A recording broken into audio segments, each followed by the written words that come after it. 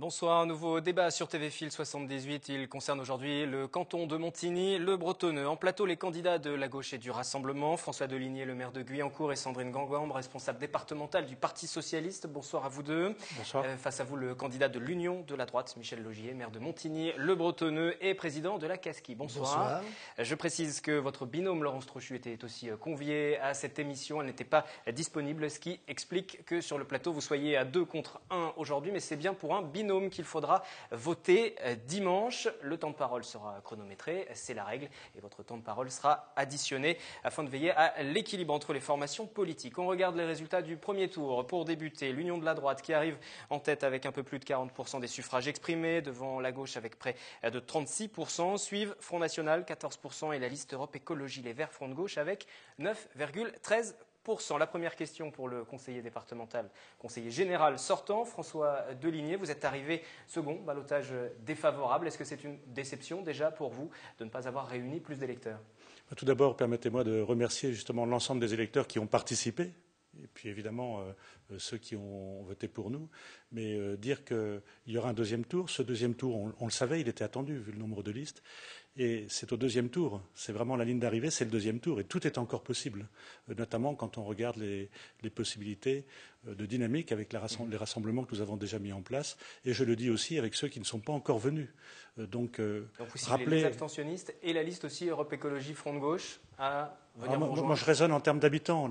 C'est une élection locale qui concerne la vie quotidienne des habitants. Je m'adresse directement à l'ensemble des habitants pour dire oui, il y a vraiment pour ce deuxième tour à faire porter votre voix pour pouvoir permettre que le travail déjà engagé puisse se poursuivre. Nous nous sommes présentés avec un bilan, celui de mon travail pendant 7 ans, mais aussi avec Sandrine Gangambre, avec des propositions pour demain. C'est ça qui est important et le deuxième tour est décisif. Nous aborderons deux thématiques tout à l'heure. Nous parlerons de transport notamment ou encore de social. Michel Laugier pour l'Union de la droite. Vous avez 894 voix d'avance.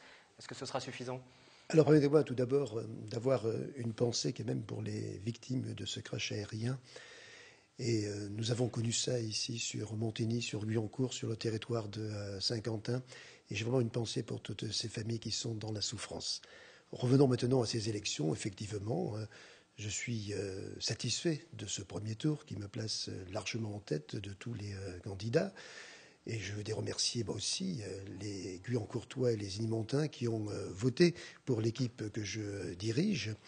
Et bien tout simplement, je pense qu'ils ont déjà été assez nombreux, peut-être pas assez nombreux, mais déjà il y a quand même une certaine vision des choses et qui confirme un petit peu ce qui s'est passé sur l'ensemble du département des Yvelines, où je vous rappelle, toutes les listes de droite, toutes les équipes de droite sont qualifiées déjà pour le second tour dans 21 cantons et sont arrivées en tête dans 19 cantons. Donc ce qui s'est passé ici est à l'image de ce qui se passe dans le département des Yvelines et peut-être même en France. On parlait de l'abstention, on précise les chiffres, 54,36% au niveau du canton, 56,64%, un petit peu plus donc sur la ville de Guyancourt. Ce sont aussi ces électeurs-là qu'il faut appeler. Oui, juste si vous me permettez, ce que vous m'avez présenté comme responsable départemental du PS, j'en suis très fière. Il n'y a pas tant de femmes que ça, responsables politiques, donc ça me va très bien. Mais je suis aussi élue de ce territoire depuis quand même un certain nombre d'années, puisque j'étais dans l'opposition pendant. Si on devait reprendre toute la liste, ça pourrait être très très long pour chacun d'entre vous. Mais je suis élue de ce territoire, c'est pas complètement anodin de le préciser. Et vous êtes élue dans la majorité au conseil municipal de Trappes. Voilà, et j'en suis très fière aussi, parce qu'on est au service. Et vous êtes conseillère régionale aussi. Et je suis conseillère régionale. Donc simplement sur l'abstention, on a évidemment a priori beaucoup de gens qui se sont abstenus, trop de gens qui se sont abstenus, et on va tous les soirs faire du porte-à-porte pour leur expliquer les enjeux de ce scrutin, qui n'est pas un enjeu national, qui est vraiment un enjeu local. Monsieur Laugier a rappelé que c'était bien sur un département qu'on allait être élu, et l'enjeu c'est aussi d'avoir des élus de gauche, des élus qui puissent porter aussi une voix contradictoire à une droite qui se veut hégémonique et qui sera peut-être hégémonique dans cette Assemblée. Donc il y a vraiment un enjeu local, départemental très fort. Et donc c'est notre rôle aussi de faire ce travail aujourd'hui pour aller solliciter les électeurs en leur expliquant que ce n'est pas joué. Parce qu'il y a un rapport de force droite-gauche où on est à 45 pour la gauche, 40 pour la droite. Et il y a l'électorat FN dont on ne sait pas réellement comment il se reportera. Donc on est est dans une élection qui va se jouer au coude à coude. Le Front National qui a réalisé un score un petit peu moindre par rapport au reste du département, environ 14% sur votre canton. C'est largement en dessous de ce qu'il a fait au niveau de l'Hexagone. Débat du second tour consacré au canton de Montigny-le-Bretonneux sur l'antenne de TV Fil qui sera également à suivre sur Radio Sensation. Nicolas Kirillovitz d'ailleurs viendra tout à l'heure vous poser quelques questions directes en fin d'émission. On va évoquer quelques points de programme à présent sur 2 sujets, social, transport, déplacement.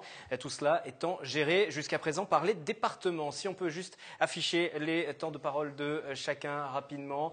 Michel Laugier, vous êtes à un peu plus d'1 minute et 2 minutes pour vous deux. On va donc commencer avec Michel Laugier pour parler des transports. Le département organise les déplacements de voyageurs. Les départements sont responsables du fonctionnement des transports scolaires, des réseaux interurbains. C'est une compétence importante pour Saint-Quentin-en-Yvelines, pour ce canton de Montigny-Guyancourt, lorsque l'on sait que le Grand Paris va commencer à prendre vie.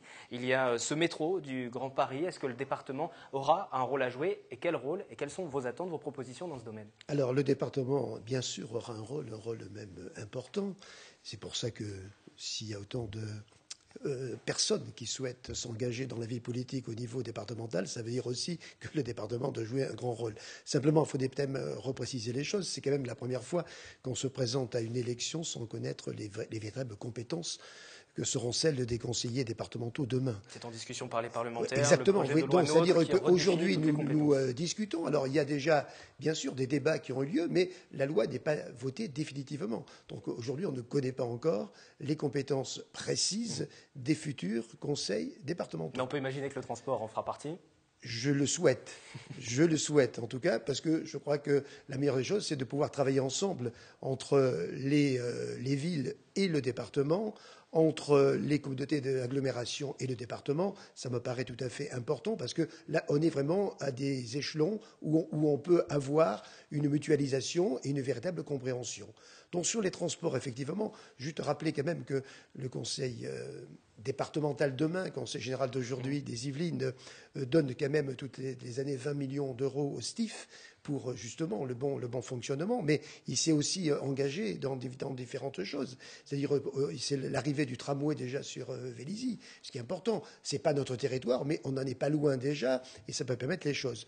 Et après, donc, bien sûr, c'est tout ce qui va arriver demain, dans le cadre du Grand Paris. Donc, on souhaite avoir ce territoire de gare. Espérons déjà une qui soit de grande qualité. Et donc là, ce sera donc sur Guyancourt d'ailleurs. Et le conseil général départemental aura tout son rôle aussi dans l'arrivée du métro sur le territoire de Saint-Quentin, avec ensuite la liaison, bien sûr, vers Versailles. C'est aussi le grand projet de la tangentielle ouest. Aujourd'hui, ce projet amène la tangentielle ouest jusqu'à Saint-Cyr. Eh bien, nous, aujourd'hui, nous souhaitons que ça ne s'arrête pas à Saint-Cyr, puisqu'aujourd'hui, la gare de Saint-Cyr est un petit peu difficile pour accéder à la gare de Saint-Cyr, c'est un petit peu difficile. Donc aujourd'hui, moi, ce que je souhaite, c'est qu'on puisse avoir la TGO qui revienne jusqu'à la gare de Saint-Quentin-Montigny. Donc voilà, ce sont 2 grands projets importants, sans parler bien sûr des routes. Voilà pour concernant le transport, pour vos propositions et vos remarques. Je me tourne à présent vers vous. Même chose, en commençant par cette réflexion autour du Grand Paris et de l'arrivée du métro, il y a une réflexion globale à avoir sur l'ensemble des routes. Parce qu'effectivement, qui dit métro dit forcément plus de monde qui va se rendre jusqu'à la gare. Donc il faut réfléchir à tout ça et c'est à l'échelle du département que ça se joue. C'est à l'échelle du département, mais c'est aussi effectivement un partenariat avec la région, avec le STIF.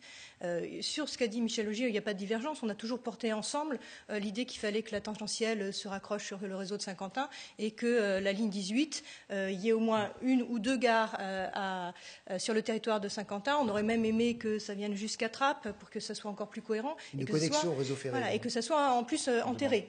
Voilà, donc là-dessus, moi ce que je voudrais dire, c'est que ce qui me désole, c'est que on a aussi un TCSP, un transport en site propre qui a été commencé sur Saint-Quentin. Moi, j'aimerais que le Conseil général, le Conseil départemental demain s'engage à finir la partie qui justement concerne la zone là, qui donnera de la cohérence à tout ce schéma avec la ligne 18 et qu'on ait bien les financements pour faire la portion qui manque avec l'Essonne, que pour l'instant le Conseil général ne veut pas financer. Donc il faut effectivement qu'il y ait de la fluidité, qu'il y ait de la cohérence, et pour ça le Conseil général doit être aussi partenaire sur ce genre de projet. Et pour l'instant, ce n'est pas le cas.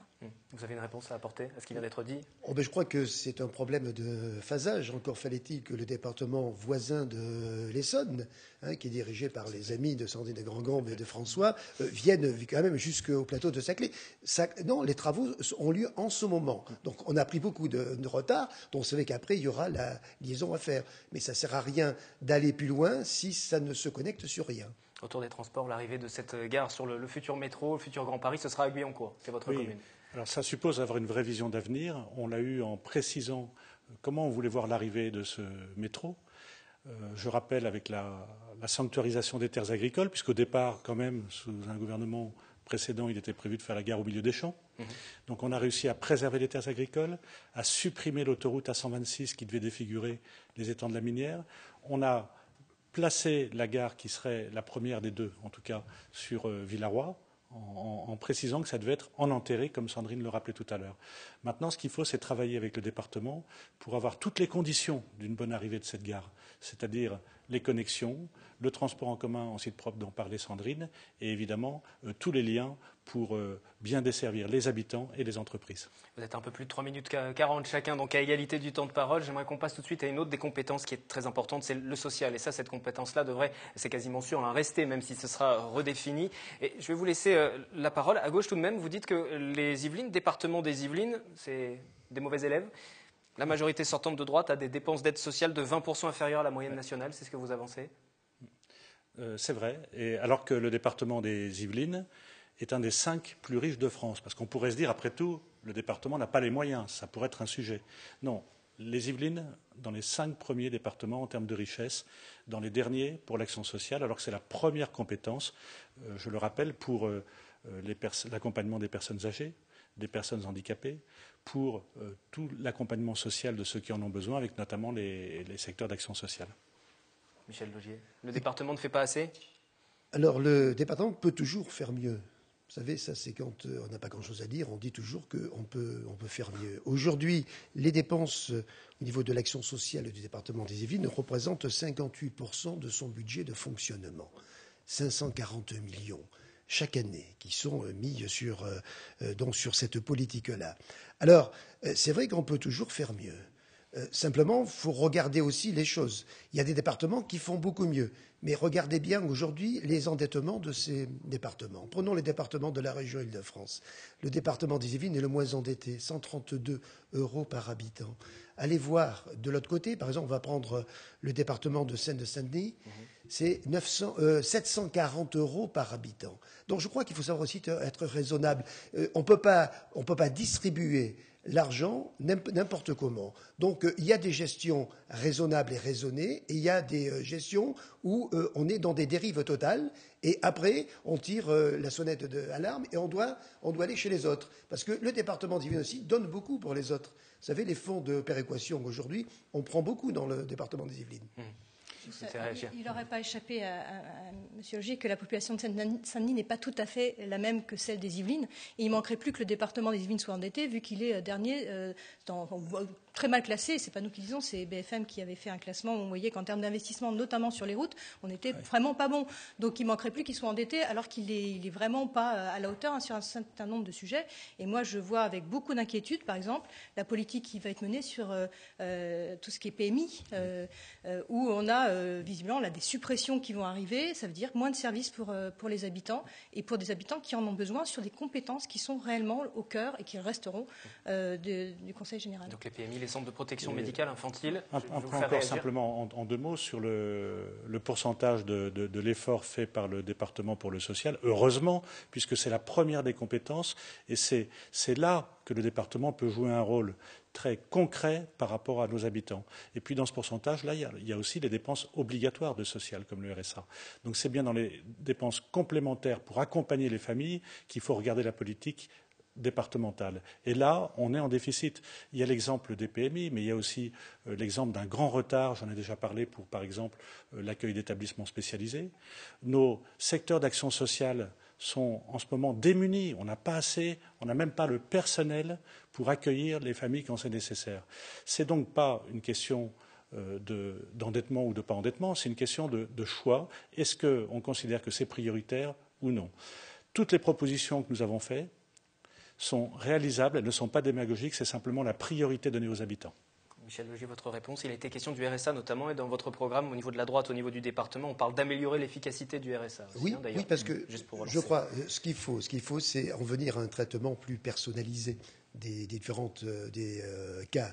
Parce que on le voit d'ailleurs au niveau de nos communes. Je rappelle quand même que le Conseil général est en liaison directe avec nos CCAS. Hein, c'est une politique que nous menons en commun.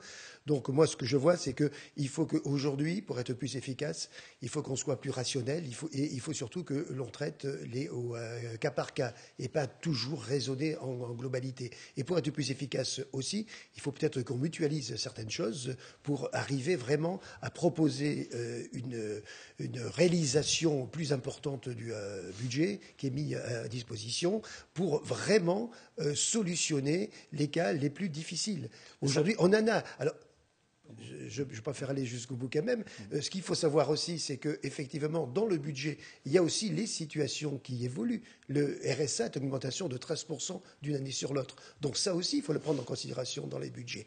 Et après, dans les propositions, oui, la liste à l'après-vert, c'est très bien. Sauf qu'en face, il faut voir comment on finance. Et comment on finance aujourd'hui, alors que l'État socialiste va prendre 128 millions d'euros dans les 4 années qui viennent au Conseil général. Donc c'est bien beau de faire des listes à l'après-vert, encore faut-il après avoir les moyens de mener cette politique.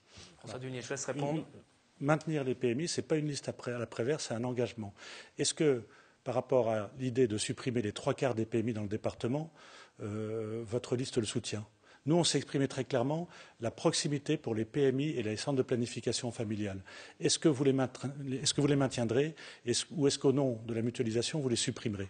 Alors, moi, je ne suis pas là sur le nombre exact. Moi, je suis là pour regarder si on peut être plus efficace avec moins de points. C'est tout à fait différent. On peut être tout à fait efficace aujourd'hui avec les moyens qui sont les nôtres, les moyens modernes.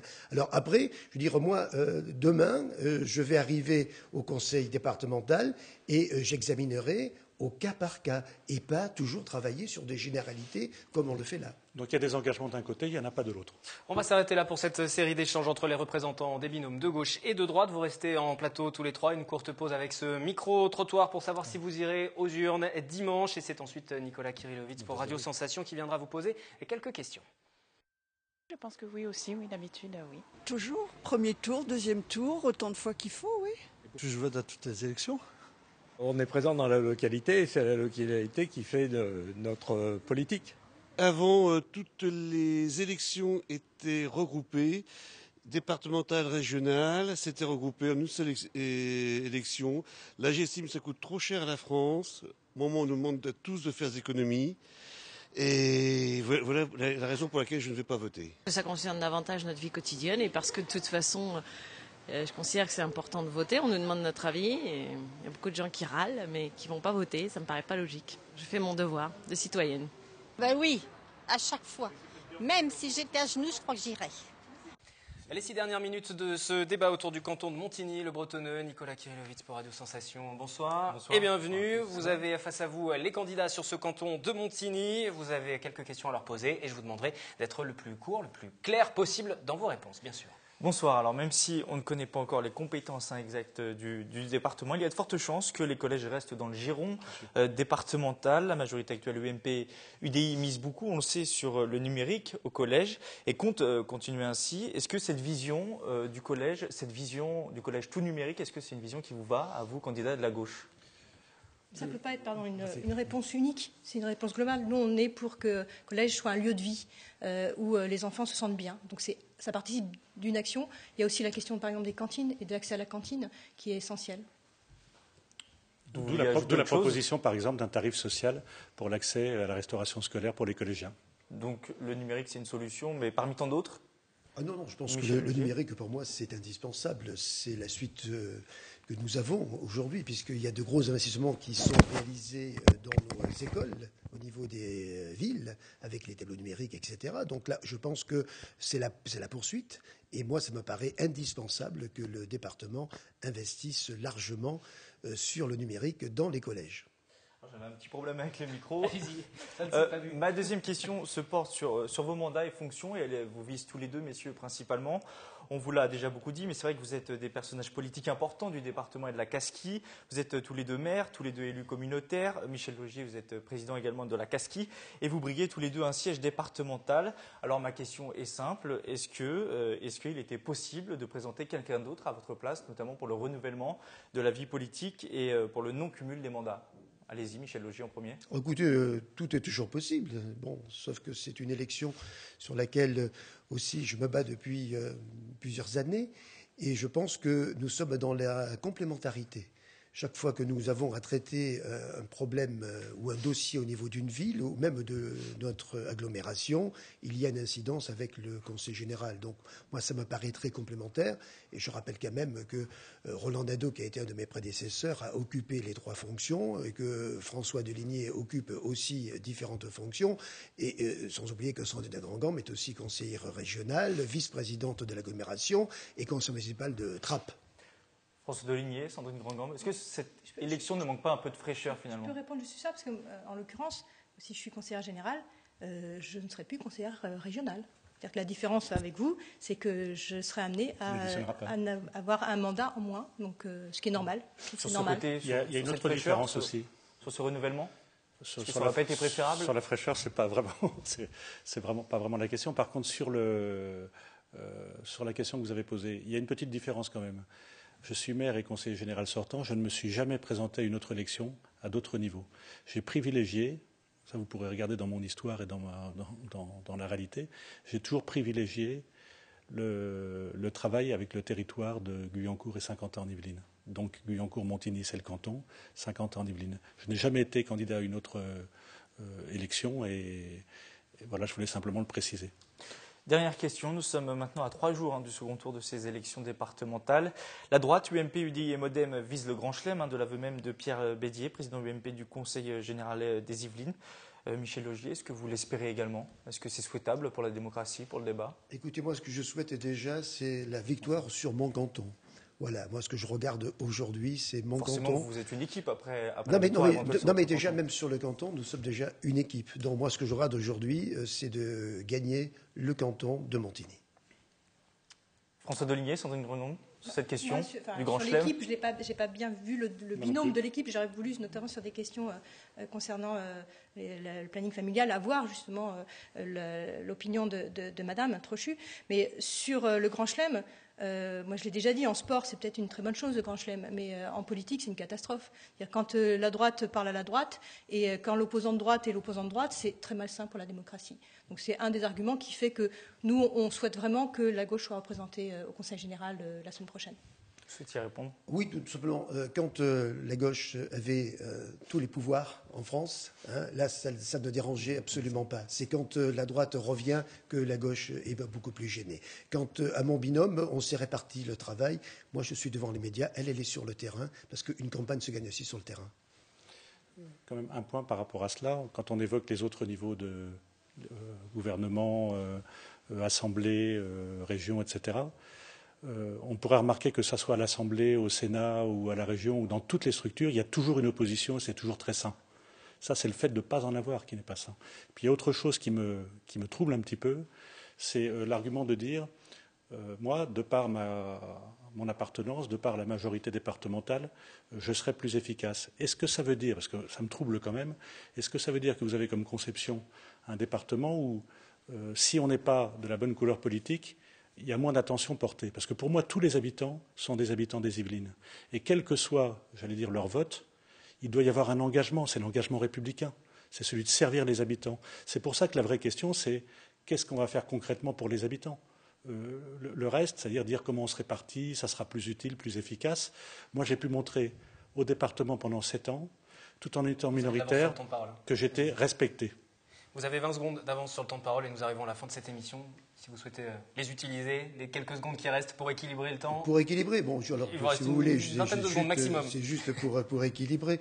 Ce que je prendrais à François Deligné, c'est que, effectivement, s'il s'estime efficace, moi aussi, tout autant, je peux m'estimer efficace pour les habitants de Montigny et de Guyancourt au conseil départemental. Et ce sont les électeurs qui vont trancher dimanche. Voilà. Merci Nicolas, merci donc aux débatteurs, les candidats de la gauche et du Rassemblement, François Deligné, Sandrine Grandgambe, et puis également pour l'Union de la droite, Michel Logier, votre binôme Laurence Trochu, qui n'était pas là, vous nous disiez, elle était sur le terrain, elle ne pouvait pas être là aujourd'hui. Vos temps de parole qui vont s'afficher une dernière fois. Cette émission à voir en replay sur notre site internet, et je vous donne rendez-vous bien sûr dimanche à partir de 19h45 sur TV Fil 78 pour avoir tous les résultats. À dimanche. Merci. Merci.